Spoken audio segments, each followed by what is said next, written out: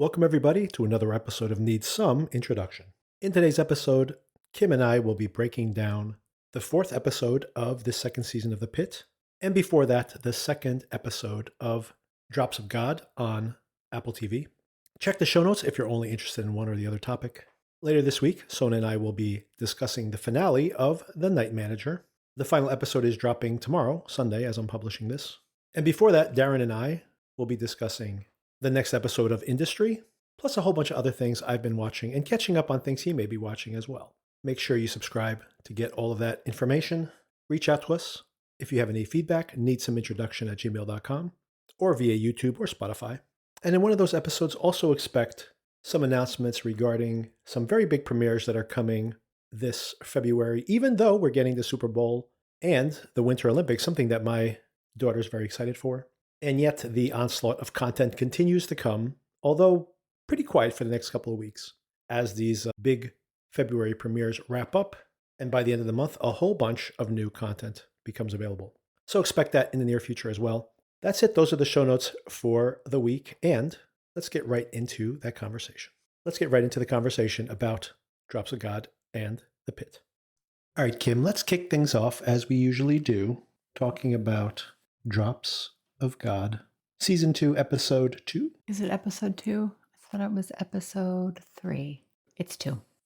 So what are the key features here in this one? We have Camille. Of course, Issei and her are getting their relationship more strained after this very sweet seeming relationship they had set up in Episode 1. It looks like there's some more tension here. Issei obviously feeling like she's taken away what he had defined himself as. Whether he admits it or not, I think that there is a lot of issues with his revelations about his actual parentage. His dad, what do you think about the fact that the dad abandons him yet again? This seems like bad parenting. It does. He leaves the French vineyard while his son is just downgraded from the ICU from his near drowning event. And his dad's like, all right, just tell him he's in this room. You can go visit him anytime. Tell him I'm leaving. Doesn't seem right. Yeah, it's funny because you think that he seemed to be a better model of fatherhood versus the very toxic mom he has, obviously, but also the very toxic role model we had in Camille's dad, or I guess both their dads in this particular case, the biological dads in Leger. But now we see the dad who I think we watched season 1, and most people probably watched season 1 thinking that he was so put upon and rejected by his father and his mom, and he's been quietly accepting all these things over these years. But yeah, this just seems that he is, if anything, a much more negative portrayal of what's going on with him. He is running away from the problem, which is what he has done. Literally in season 1, he's just like, oh, okay, my family rejected me. I'm just going to run away. And rather than, maybe stand up for himself. Yeah, I thought it was a terrible decision he made here. I agree. But at the same time, Issei decides that he's just going to break himself out of the hospital. He rips out his IV and leaves in his hospital gown to go meet Camille to taste old varieties of wine at this vineyard in the south of France. So he probably would have been able to see his dad anyway, because he's now very focused on the next competition. Yeah, I mean, I wonder what the show's actually trying to say here, because on the one hand, they're just trying to get this actor out of the way for a couple of reasons. One is so that Issei can start to, theoretically, if the dad was around, someone would be telling him, like, don't do this. And also because we want to progress whatever reconciliation or not that's going to happen between him and the rest of the family back in Japan. So I understand from a plot point perspective, but intentionally or not, it makes the dad his decision-making look really bad. But of course, Issei's decision-making is terrible here too. A few important things we find out here: that he nearly drowned when he was 3 years old. Maybe this is part of that vision he keeps seeing. He even mentions it explicitly here, that maybe that's what he's seeing because of the moon over that bay, which is apparently where the drowning almost occurred. So interesting that they keep exploring this. I think there will be more to this yet to come. But of course, the most important thing that happens over the course of this episode is that it's very funny to see Camille telling him, hey, remember, we're not competing anymore, when obviously they are still competing with each other. Yeah, it is more of a challenge at this point than a competition, but there's some sibling rivalry going on for sure. The other thing I was thinking about was not only was Issei's dad deciding to remove himself from the situation. You also have Camille ignoring her mother, who's visiting, and she's now going through textbooks of wine upstairs at the vineyard, not even joining them for dinner, because now she is also hyper-focused on this challenge as well. And her mom is just sitting there by herself and decides to go home as well. Her mom seems to be, a lot to handle. I like that even the few times we see her in this episode, the way she like peels away from the car as soon as Issei's dad gets in there is just, again, shows you where she comes from.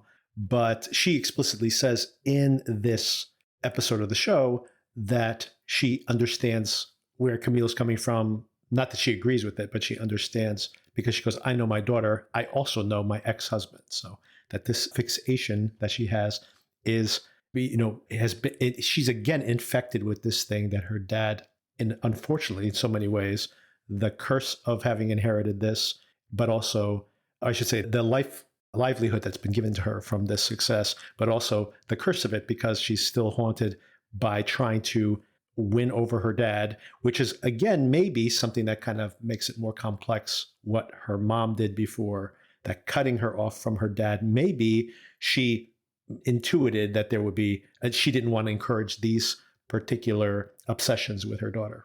Yeah, and now the mom is annoyed because Camille is being sucked back into her father's manipulation, which is, as you said, what she was trying to get her away from in the first place. Yeah, you think about in episode 1 that she has, until this new challenge came along, that she had been rebuilding, trying to come up with a new way to improve and make the farm fully organic and using modern techniques and doing press to increase the profile of the vineyard itself. And specifically in this episode, like you mentioned, not only is she ignoring her family, but there's an American journalist there who's there to do a profile, and she's just like, do it without me. So this obsession, again, which was in a way self-destructive to her dad, especially with these interpersonal relationships, is now, she's inherited that to some extent. I hope it doesn't affect her relationship with Tomas. Oh, God forbid Tomas leaves the show. He cannot leave, Victor. Although, if they're wandering the world for the next few episodes, Tomas has already been significantly sidelined in this episode, or these 2 episodes. Yeah, he needs more screen time. So yeah, the revelations here. So she threw away the bottle very impulsively last week, maybe intuiting that this is going to be bad for her. Issei's very upset to hear this, calls her like stupid. How could you be so stupid? But she at least thinks that there's some clues in the bottle, very cleverly remembering that there was honey that was used to seal the bottle. Wax. Honey, yes, wax from bees, I should say. And they go to visit a beekeeper who lives nearby. A friend of the father of Tomas's father, who he hasn't seen in years, doesn't even bring a bottle of wine. It's very insulting. But he does have a special little machine to melt the wax so he can see what temperature it melts at, which will help them figure out what region of the world this wax was produced. It actually doesn't end up having much assistance there. But once again, because they're looking for these 2 different temperatures at which it'll melt, the common bee, it melts at 61 degrees. I assume this is Celsius because they're in France. Even though it doesn't really help, I do like what the show continues to explore whenever you see somebody who has like a whole set of technologies that exist. And there's a few things we see here. Not only do we see this, beekeeper and some of his tools, but just the idea they go to Sal, this research center for wine, and they've preserved all of these antique grapes that aren't fermented anymore. And just the idea that this center exists is so cool. And I guess if it's going to exist anywhere in France, it would make sense, even though we did some research on this because we were curious. And apparently they have multiple locations across France with potentially thousands of different varietals. And it's, of course, wine is so important in France anyway. So I just love the fact that, we're discovering these little things about like a whole hidden culture around wine tasting and in general. I know. I was Googling this location in the south of France thinking maybe we should go visit this. It's surrounded by water on the ocean. Sounds great. Wine and beach. 2 of my favorite things. Get drunk and then go swimming. That's not a good idea. And then you could drown just like Issei. Recreate the show. So the beekeeper sends them there. They try all these different wines. As soon as Issei finds that out, he rips out his tubes, like you mentioned, and goes to do some of this investigation as well. She has to drink 123 different wine bottles to try to find one that matches. And of course, we literally, as we were watching this, saying that, they don't do a lot of that mind space thing for her anymore, her like mind palace or whatever she has for all her tasting. And of course, when she finds the right taste, the very cool scene, by the way, where the camera pans around the room and it's fills the entire space with this kind of forest. And Issei also has tasted it, doesn't have the same experience, but knows that they found the right varietal. And this varietal is called Herbamont, which is interesting because it is supposedly a banned wine. A little bit of interesting cultural information here. It's a banned wine that is supposed to drive people insane. And there's like some dramatic music when Tomas makes this revelation. And then, of course, undercut immediately by the woman who works at the winery, basically just saying that, yeah, there's a little bit of ethanol that gets generated. Of course, ethanol could be dangerous to consume. It gets as a byproduct, but it's pretty small amount. The real reason that this has been banned in France was because back in the 1930s, that they don't need pesticides. And the pesticide company pressured the French government to ban this. So a very interesting little tidbit. I wonder if this is just a piece of trivia they throw in there, or if it's something they're going to explore about how big business and the commodification of wine production in France, for example, has lost, like you think about just wine in general, there's only a handful of wines that we primarily drink because that is just the mass-produced grapes that exist in. So it's, and think about this, hundreds of different varietals that are not even fermented anymore. Yeah, that one was resistant to any sort of damage by insects. So very interesting. I had no idea. I'm learning things as we go here. Yeah, it's been part of the pleasure of watching this show, even in season 1, was this insight into this whole subculture I knew very, very little about. So how did they get from there to Greece? Because these grapes only grow? It was something to do with the pollen, right? That was identified in the wax. And Greece was the pollen. There was, on the Acropolis, there was a certain variety of flower that is apparently potentially extinct, but had produced this pollen, which was in the wax, which was on the bottle of this wine. So that's what leads them to go to Greece to check this out. Yeah, beautiful to see this. We waited on this line back, years ago. We did. We went to Greece for our honeymoon years and years ago. So many years ago. And I don't remember seeing any flowers on the Acropolis. It's true. I don't remember any of that, although that was on the, so that's where they believe, and anyway, so they end up in Greece and then asking these questions as to, does anyone make wine? Apparently there's some wine at this that gets sold nearby. There's a particular winemaker that they're trying to locate because of his lungs. He still has recovering from his pneumonia, is not able to climb as quickly as Camille. She is wide-eyed and on the prowl. And of course, repeatedly saying she's doing this for Issei, she's doing this for Issei, but of course getting caught up in her own fixations. Issei feels this as well, but they are trying to do this together. And of course, she goes to the church to find out if anybody has information about this winemaker. And Issei, by sitting there, actually encounters him. And then he gets put onto a lead and calls a cab. And Camille finds him about to get in the cab. Like, were you just going to leave me here? So now it is, again, back to like a competition between the siblings. He's like, no, come on. We're going to the airport. Let's stop at our hotel. But he was a few steps ahead of her. So we don't know what was actually up his sleeve until she called him out on it. Yeah, I think he's trying to play it off like he was not planning to leave her behind. But of course, none of this seems correct. He didn't call her. Like when he picks up the phone, you actually think, well, maybe he's calling her and being like, here's where I'm going. But he's called an Uber and is getting to the car. And he's like, no, we're going together. He didn't know that she was just going to randomly walk up the hill and run into him there. Like she literally is looking for him at that moment. So yeah, and she knows it, right? The last moments in the back of the cab, you can tell that there's a distance between them. And she especially feels very uncomfortable with all that. She has a very annoyed look on her face in the last scene of that episode as they're driving to their hotel to go to the airport to go on their next episode mission. What do you think about Issei's dad? The one more scene that kind of important here, that he goes back to a shop that he usually goes to, runs into the woman who is like their maid, I assume, or was his maid. Now, of course, he doesn't live with his wife anymore, But when he sees her, immediately knows that the wife is nearby. And then that conversation they have where she's sitting in the back of the car. Yeah, she rolls down the window and he tells her that their son nearly drowned and is in the hospital in France, and tries to tell her, you should call him. He's not going to answer the phone, but you should call him anyway. She has her stone cold look on her face, as if none of this is really truly registering. She appears to not care. She's just a bit of a bitch. Oh, no. But yeah, she's one tough customer. We have seen her some cracks in her demeanor a little bit, just at the very end of episode 1, I should say season 1. But yeah, she still presents this very hardened, and maybe she has become even more hardened now that her family's not around to placate that in some ways. She seemed like such a nice girl when she was a teenager, and then she turned into this unhappy person. Sad.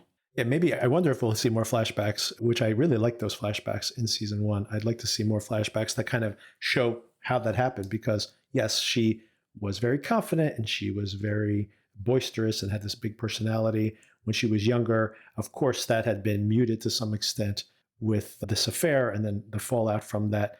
But you could imagine that early on, they probably were very happy to have this baby together and be raising it together. And he did love her and probably still does.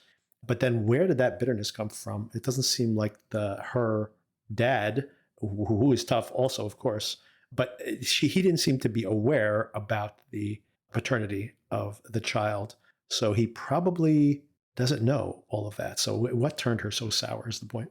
It was probably him, despite not knowing of the pregnancy. He probably needs her to maintain a certain face for the company. So if she was to inherit the company from him, she better chill out. Yeah. So we'll see if we actually develop her in some ways in this upcoming season. So yeah, so we will keep watching this show. Still, how happy are you with this episode? Are you still intrigued? I am still interested, not as intrigued as I was watching the first season, but I still want to keep watching. I feel the same way. I think this is not as compelling as season 1, which is always hard to, especially with this type of thing, which seemed to really resolve its story in season 1. But the tension between the siblings is interesting. The mystery is pretty interesting so far. So I'm very curious to see if there's maybe there'll be some other reveal. Maybe this is all a setup by the dad. That would be really cheesy, by the way, if it turns out to be the dad being like, I knew both of you would be doing this investigation. And yet another, once again, my analogy to the Saw movies. It's like the Saw murderer knew everything 20 years into the future somehow. Yeah, he's leading them both to a certain place. And then there's going to be some sort of reveal or surprise. Who knows? Let's watch and find out. Another sibling in Georgia. Oh, God. Oh, that's right. They're going to Georgia. No, can't be. Former Soviet Georgia, of course, not Georgia, U.S. Less peaches for them. There'd be more peaches in that wine if that was the case. All right, let's transition over to Pitt, Season 2, Episode 4. Hour 4 is what it's called. This episode has, and maybe that's the first question, is do you feel like there's not enough momentum to the story? It's hard for me to compare it to season 1. I had like absolutely no expectations. I actually really liked this episode, and I liked the fact that we actually had character development as just a byproduct, which is one of the things I really like about the show, the character development happening almost as on the sidelines of everything else that's happening. And by not having, there were a lot of cases this week actually, but by having less of a deep dive into each one of those cases, the characters got to develop themselves a little bit, and we can check in with where everybody's at in their personal lives, which I'm sure all those things are going to pay off later on. But is there a lack of momentum to this storyline?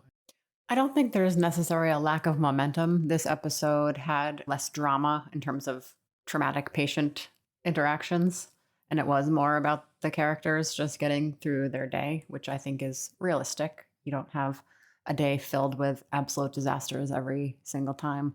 So you did see them talk more about what's going on in their own lives, which I think is good. It wasn't quite as exciting of an episode, but that's okay.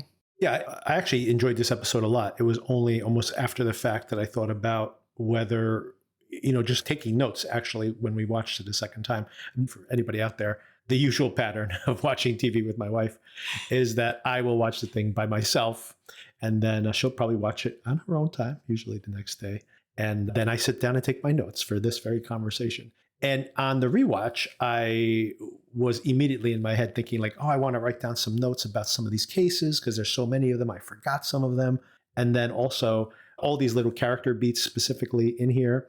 And I'm like, wow, like very little happened of consequence in this particular episode. Even some of the cases feel like we're just placeholding for things to be revealed. The baby, the diabetic father and his family, although there is a point to that, pretty heavy-handed is, of course. Every time this show wants to make some kind of cultural point, it like stops everything and gets very speechy.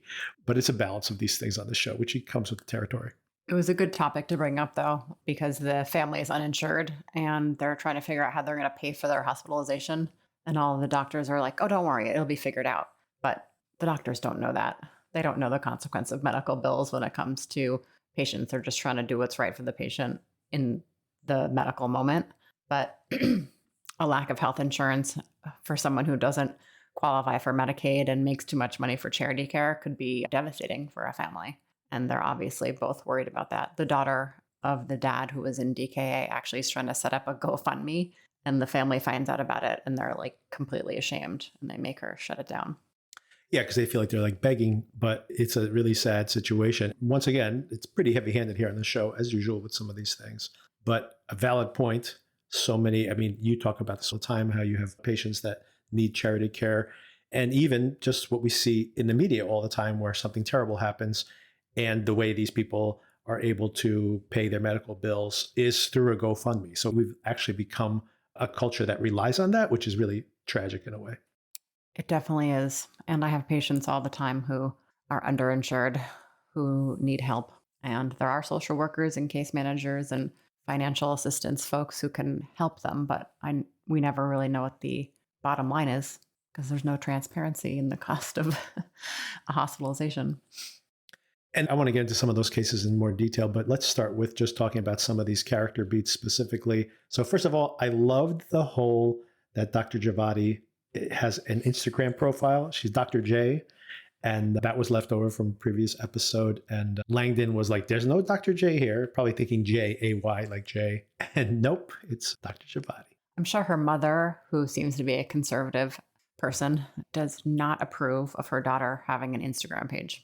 And she is still a student doctor at this point, but the woman who glues her eyelashes closed wants to see Dr. Javadi because of her Instagram presence, which is pretty hilarious, but true of this cultural time.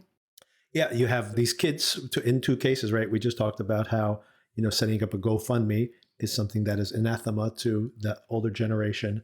And same thing here where Dr. J, I'm sure her mom would not be happy to know that she's giving out medical advice on Instagram. She doesn't also seem like the type to be advertising herself on social media. So surprising. We saw this behind the scenes, this mini documentary, which we were just talking and it played. I didn't even realize it was on this episode.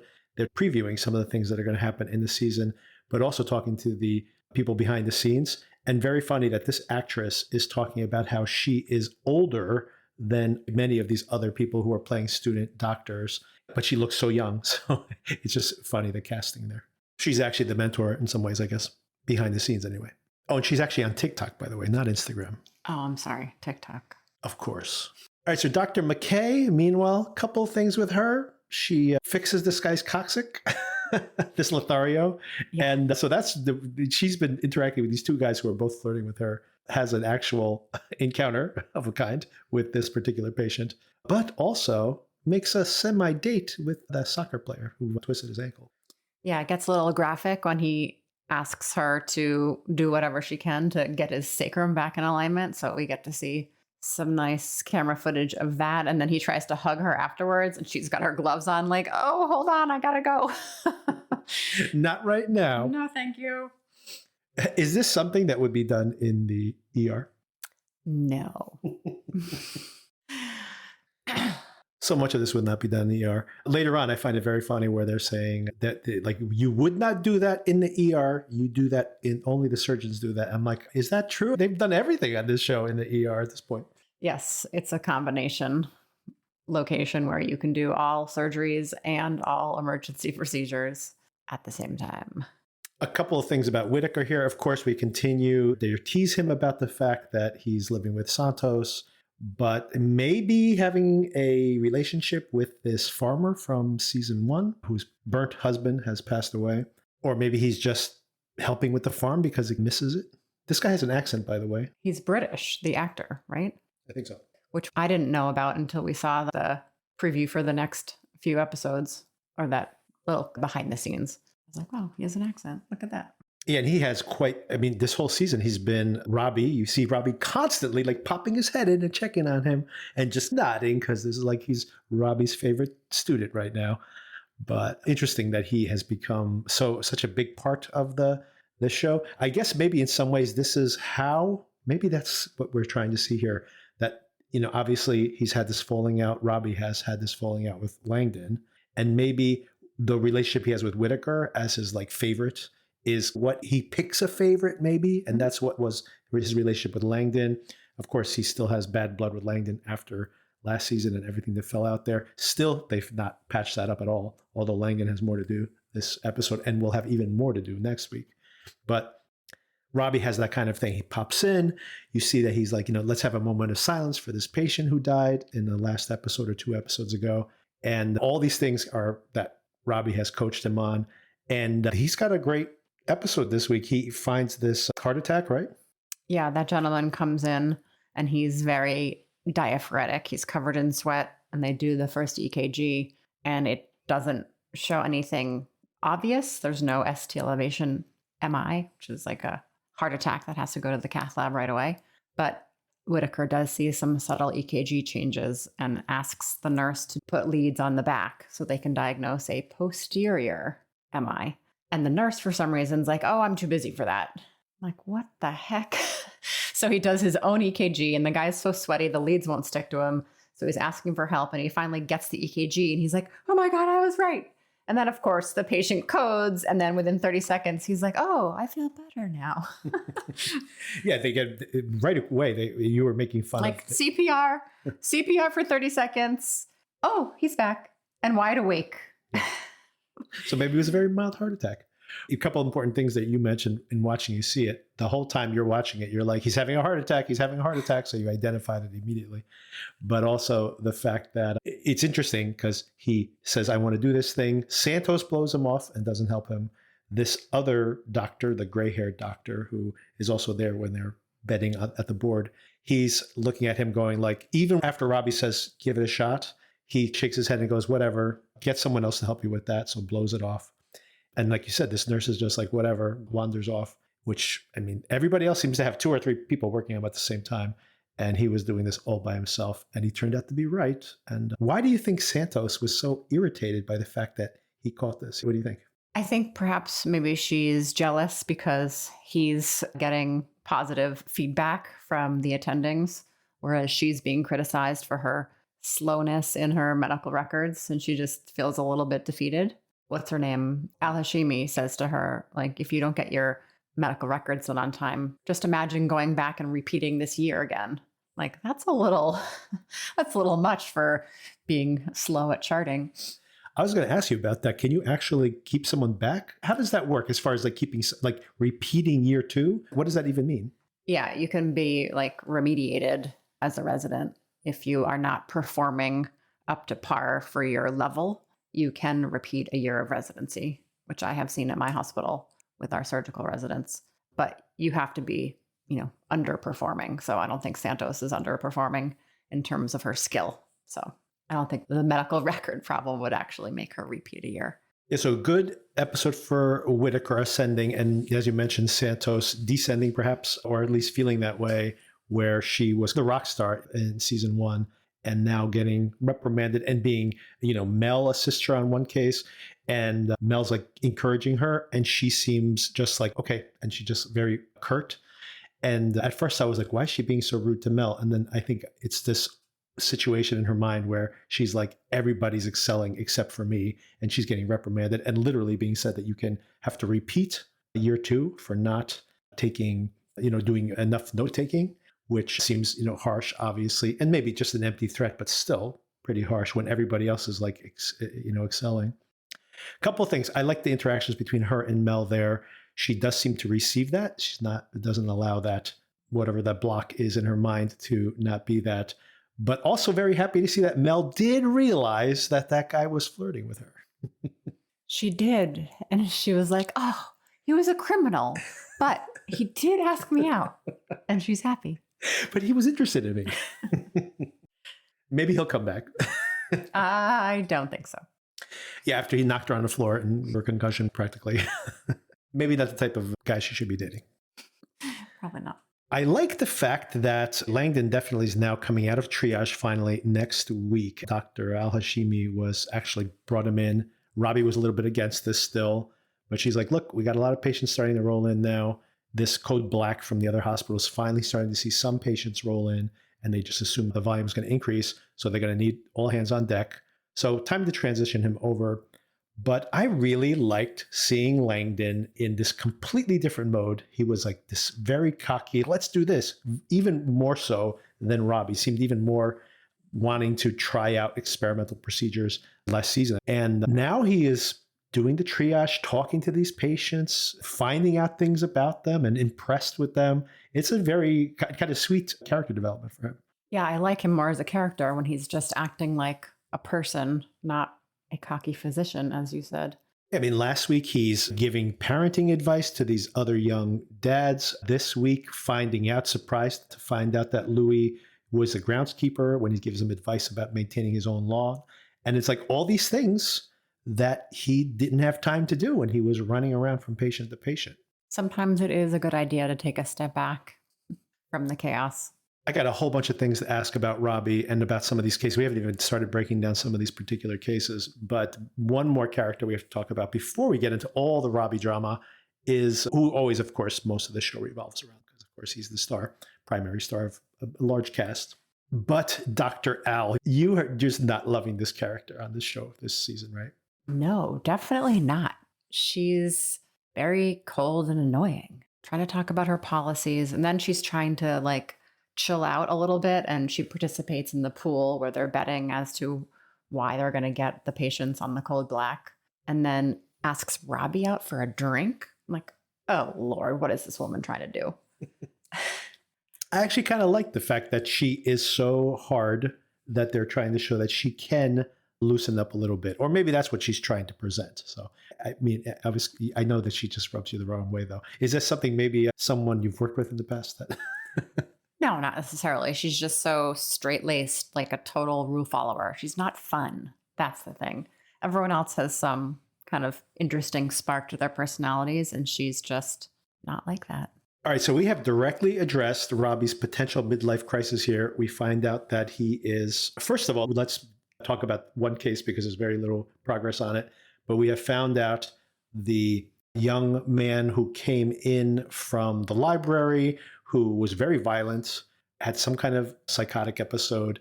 His sisters arrived.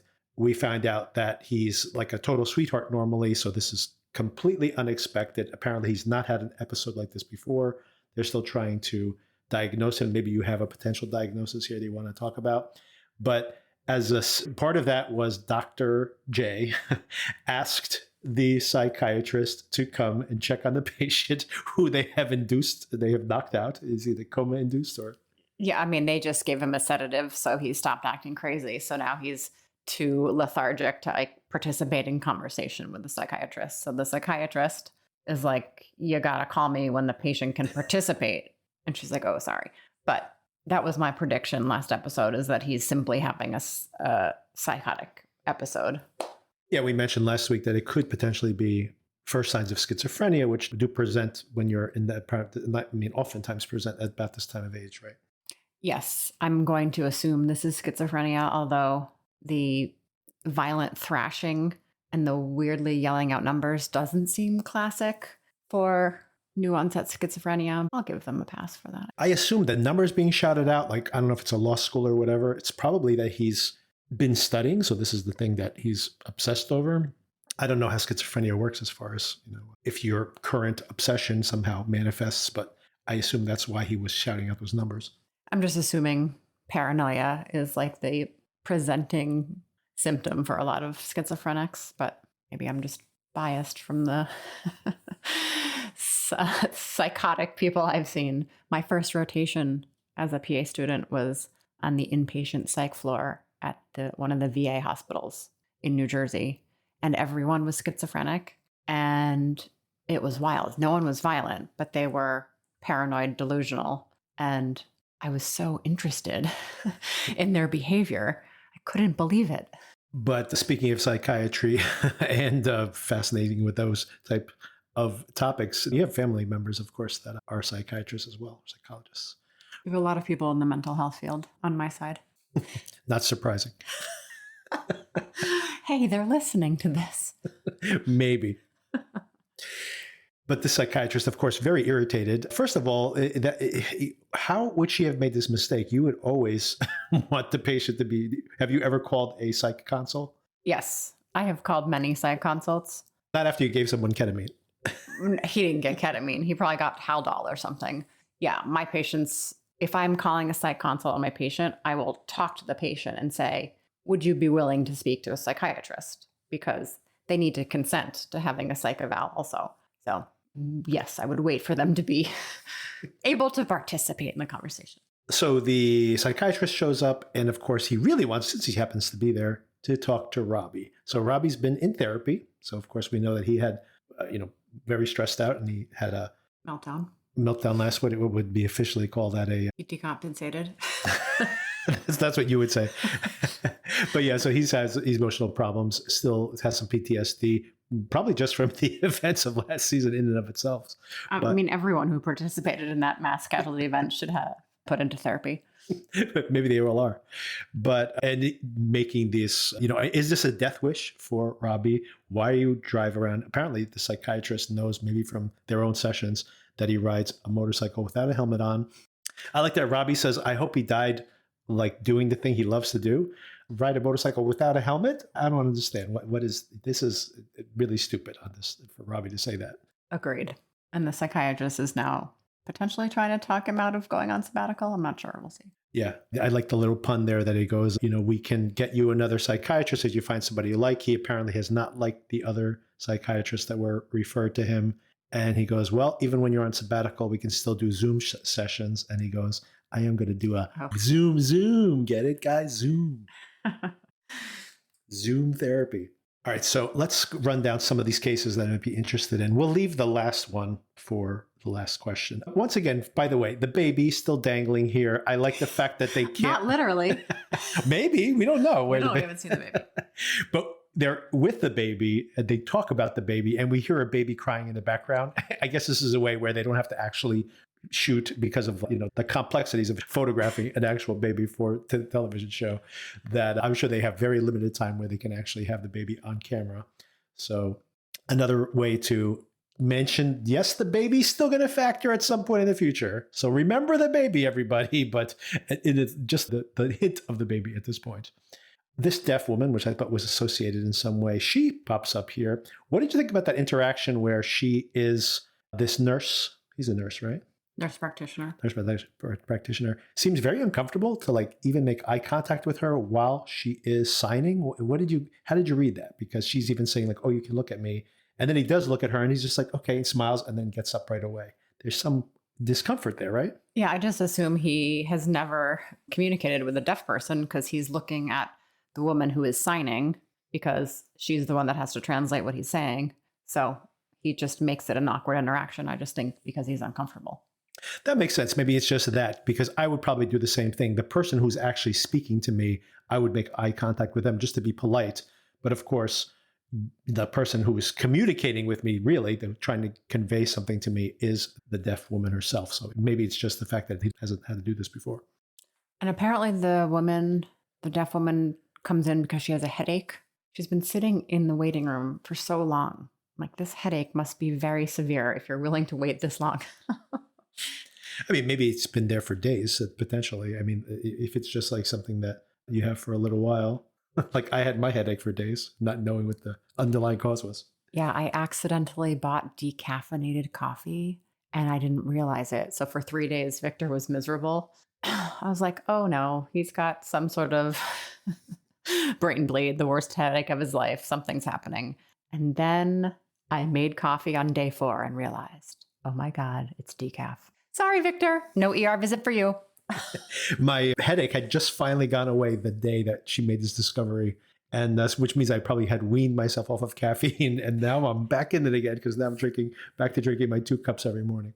Other cases we can talk about the leg, the spreading infection, because of course it is the dramatic final moments of the episode. This is something that seems to be very routine. We see patients with skin infections all the time, cellulitis, and they're like, oh, it could be MRSA. Anyway, so I'm going to now assume that this leg cellulitis is actually going to be worse than just leg cellulitis. My prediction about this case is that it's going to be necrotizing fasciitis, which is a surgical emergency. However, it does not look like that on camera. So we'll see. My other reason that using some extra textual evidence that I don't think that that's the case is that we do see the scenes for next week or maybe for 2 weeks where Robbie's yelling at this person's boss that you can't fire her. I will testify on her behalf and will sue you if you try to fire this woman. But also the fact that they are still treating her in the ER makes it seem like this is not like an emergency. We need to get her, like amputate her leg before this kills her. Possibly. Although those things could happen very quickly in succession. Yeah, that could be like the second scene of the episode. She's in a few minutes after that. We'll see. I think this case, we're going to have to know pretty quickly. Or else she'll be potentially dead. Okay, my second question is with the diabetic dad. I don't think, once again, I was like, why are they dragging this story out? I think we pretty much have seen the most of it. It's to make this point about these patients. But maybe talk about that a little bit. Do you see people who are actually rationing? I think this is something that is known, but have you seen patients who ration their own diabetes medication, their own insulin, and how that could lead to something like this? I personally haven't seen that or known of it at least, but given how expensive some of the insulins are, I can imagine people doing this. So that's why this poor man ends up in DKAs, because he's been underdosing himself. He also has lost his health insurance. He lost his PCP. So now he doesn't have drug coverage, we presume. So he's trying to make it last as long as he can. And another big case here, obviously, is it interacts with a bunch of different characters here, interestingly, is this parkour enthusiast who, first of all, picking out the glass from his legs, Dr. Joy goes and cuts her finger, and then just going to straight to pure protocols for cleaning the wound and being treated as a patient, basically, because they don't have any medical history on this guy.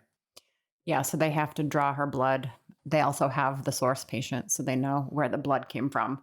So they can just send hepatitis and HIV panels on the source patient. They also have drawn her blood, but if he comes back negative, then she could still potentially take HIV prophylaxis, but they'll get the results quickly. Yeah, they even suggest that, right? While you wait for the results, if you want to, you could just take it, because I guess there's no harm in just taking a dose, to just better safe than sorry. Yeah, we had a patient who was HIV positive, and my surgeon and the resident that were scrubbed both had blood exposure. They both got blood in their eyes from a known HIV positive patient. The transmission rate through the eyeball, luckily, is quite low, but they both went on the post-exposure prophylaxis because the source patient was positive. Unlike gonorrhea.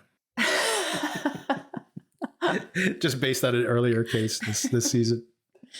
Gonorrhea of the eyeball, yes. So Dr. Joy needs to be treated as a patient. And what did you think about this poor nurse taking her first blood draw? The student nurse. I know. She's nervous to draw this intern. Is she an intern? I'm assuming she's a student doctor also, right? Okay. Yeah. So this new nurse is drawing the new student doctor's blood, and she drops the vial and it rolls into the ER and gets crushed by a stretcher. So now she's got to draw her blood again. What do you think of that? Actually thought that this character, Joy, is this student doctor who is constantly rolling her eyes at this overachieving student, which they are like this Laurel and Hardy match where she's so short and he's so tall. He like towers over her and just as different can be. And I thought this would get tiring. She actually becomes funnier over time. She is funny. I like when people start getting annoyed with him in this episode and she goes, oh, someone's annoyed at him and it's not me. She also has made multiple comments about the cost of her medical degree and how it must be worth the $200,000 in debt to take pieces of glass out of someone's leg. She's sidelining these comments about her annoyance. Speaking about that other student, Dr. Ogilvy, that he, of course, has been like a straight A student so far, impressing everybody. And Giovanni even sees him as a risk in some ways of not being the smartest person in the room. And then, of course, going back to that parkour patient where, first of all, we're making fun of the fact that they let his partner still hang around, even though she's videotaping at some points. Because again, social media, again, we're talking about GoFundMe, we're talking about Dr. J, and now we're talking about these parkour people. So maybe there's something being said there about how this is infiltrating everybody's lives. But she notices that he's bleeding from his back. The doctors don't notice. There's a pool of blood underneath him. So they flip him upside down and they see there is a wound. And then the overachieving Dr. Lee decides, oh, I see it. It's just a little shard of glass, and pulls it out and realizes there's arterial bleeding now happening. I like that in the middle of this crisis that they get a call from upstairs from the CT scan going like, oh, by the way, you should check his back. There's something. And they're like, yeah, it's not there anymore. That does actually happen all the time, where the radiology report is slightly behind what we've figured out in real life. So yes, they've removed the foreign body from the artery, and now we have a problem. And Dr. Robbie, after they pulled the glass out and noticed that he's bleeding and hypotensive, he injects this substance into the wound to temporarily get hemostasis so that he can then go to the operating room. I was actually hoping to ask some of the trauma surgeons at my hospital if they use this. It's called Stop X, I think. X Stop. Anyway, it's like little bits of absorptive material that get injected and then expand to stop major hemorrhage. Meanwhile, holding pressure with your finger probably just works just as well. Well, maybe not in this particular case. There was a lot of blood coming out. But see, something you didn't know, but interesting. She did the research on this afterward because she wasn't familiar with it. She's like, did they make this up? But apparently it's these tiny sponges that you can inject, and they grow to like 100 times their size and fill up the space. I will do more research on that for next episode. There might be new things you learn watching this show. See, even you can learn things. Hopefully I will not need to use that. Any other notes you had? Any other cases I can't think of any other. Let's talk about Louis for a second. Where do you think this is all headed? I mean, do you think is something connecting his liver failure and his not gum disease, but an infection, his tooth infection? No, I think that's just another way for them to keep him in the ER a little longer so that he can go into DTs so that they have another storyline for him. I still am convinced he's going to have alcohol withdrawal because they joke around like, oh, can I have a drink? And he was offered orange juice and water. And he says, oh, no, thanks. It's not what he meant. So we're still teasing that one out. That's a good point that he's probably going to go, if they keep him there for a very long time, that's probably what's happening. He's going to have multiple complications and eventually start to have DTs because of withdrawal if he drinks this much. Exactly. Oh, one more case that I wanted to bring up. What did you think of this younger woman? She presents with pneumonia, and it turns out she has an eating disorder. I just think that's another way of them to bring just another topic onto the show. It's an atypical presentation. She comes in with fever, and then on her chest x-ray, they see that she's got a little aspiration pneumonia. Why would this young woman who's, walking around living her life have aspiration pneumonia? That normally happens to people who are having difficulty swallowing or who are debilitated. She's obviously not meeting that criteria. And they surmise that perhaps she has been self-induced vomiting, and then she's aspirated some of her vomit, which is in fact the case. She admits it, and they suggest that she go to therapy. So she seems to agree. So I just think it's another, interesting topic to introduce. What did you think about Santos seeming to have some feedback there? Do you think that she may have had an eating disorder in her past? She seems to relate to this, someone who's overachieving. I guess it's not uncommon for people who are overachievers and over-controlling and judge themselves very critically to end up with eating disorders just because it's just another way to obsess on things, right? Just another type of... I think it's potentially possible that Santos had that issue or had a friend who had that issue, because all those past experiences that kind of ring a bell for her have always something to do with something that she's experienced before. And one last thing I wanted to bring up, there's just remembered, which is also not, you have to listen to this. Everybody out there should listen to this, by the way, but you specifically, Kim, you should listen to this. On Freakonomics this past month or so, they've been talking about medicine and the future of medicine. And this last episode was all about AI and medicine. And they were talking about on the podcast that the first technology that has really taken off with doctors, and we've already seen it here on this season of The Pit, is putting your phone down and using this app. Sometimes it's built into Epic. Sometimes it's just a standalone app where you ask permission of the patient and say, can I record this and take notes? And on the Freakonomics podcast, they were talking about how great this technology is, because what the doctor was saying is oftentimes when you're talking to a patient, they'll start giving you some information and you're asking questions. And then 20 minutes later, while you're taking their history, they bring up something which correlates to where the conversation began. And just a transcription would just be words. But when it summarizes, it actually will associate those things together in the notes and look for billing codes and all these other things. So first of all, Dr. Al loves this technology. And this doctor on Freakonomics was talking about how this is like the first widely, hugely implemented AI technology, and that now doctors, instead of seeing it as a threat, they're like, wow, that makes my day-to-day so much more convenient. Maybe that is something that now they're looking for. Well, what's the next thing that can happen that isn't like seen as competition, but seen as an add-on to assist them further? And that also made me think about what we've seen already in this episode. But it also just made me think about dictating versus typing, where we have Dr. Santos, who is behind on her notes. And she's typing her notes. She's typing her notes. And I'll tell you that this is actually irritating, but now I know where this comes from. Kim dictates everything. She dictates every note, every email, every text message. So she is constantly talking into her phone, like basically all day long. If you're in this house, you hear Kim talking. I'm talking on the podcast. She's talking to her phone, dictating. Victor does more talking than me, if you haven't noticed. Yes, but not if we include all of the text messages. Well, it's much more efficient to dictate into your phone. I dictate my text messages. Who has time to type? I reprimand people all the time for typing out their medical notes. I finally got one of the urology PAs. I think I got her to do it. She loves typing. I'm like, I'm just begging you. I'm begging you to dictate this. I did the same with some of the PAs in my group. So yes, we need to make our lives more efficient. If you want to spend more time with patient care, you got to get your notes done. If you want to go home on time, use your dictation, use AI. I can't wait for AI to integrate a patient conversation into a functional note. That would be great. Your comment about you're spending 20 minutes with a patient and then they go back and talk about things like no one's spending 20 minutes with a patient. There's not enough time in the day for that. When I was in PA school, we learned you have to let someone speak for 2 minutes straight before you interrupt them, because you know the information you need and the patient doesn't know the information you need.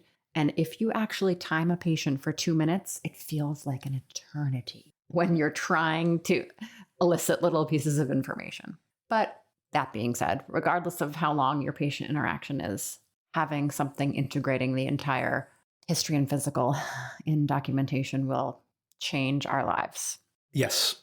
And I see you do it all the time. And like you said, seeing Mel say, hey, dictate your notes. And I've seen you do it before. It's like, why aren't you dictating your notes? Just to save time, of course.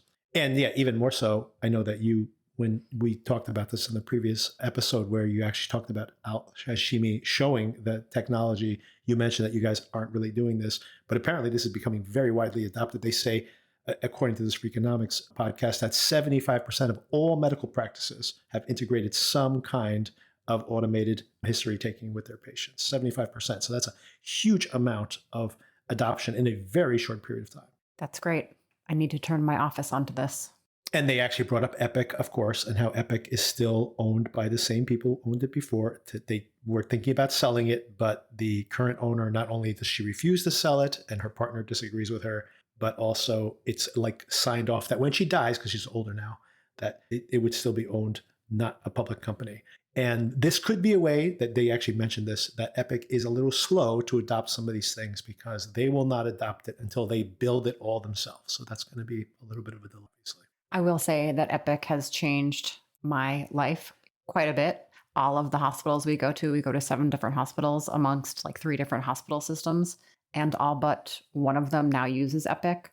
And we use an app we can click back and forth between the hospital systems.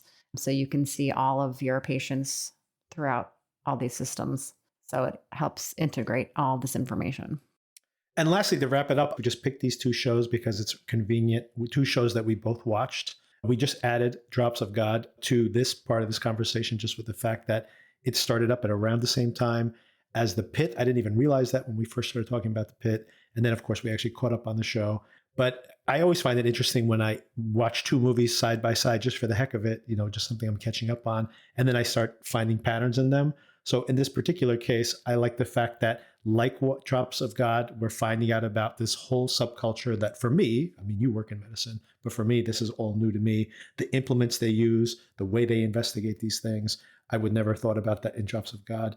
And in parallel, we have these two people who are in these different universes. We have people who are potentially obsessed with to being great at a particular thing to the detriment of the rest of their lives. And you have like Issei and you have Robbie, potentially with a death wish, both of them, daredevils for some reason, because it's a way to feel alive or to prove themselves in some way. So anyway, just interesting to see these correlations and maybe continue to touch on that as the shows progress. I liked how you tied that together, Victor. I try. And one more thing before we go, I just want to wish you a happy birthday. Oh. Today's your birthday. Thank you. This is my birthday present, the conversation.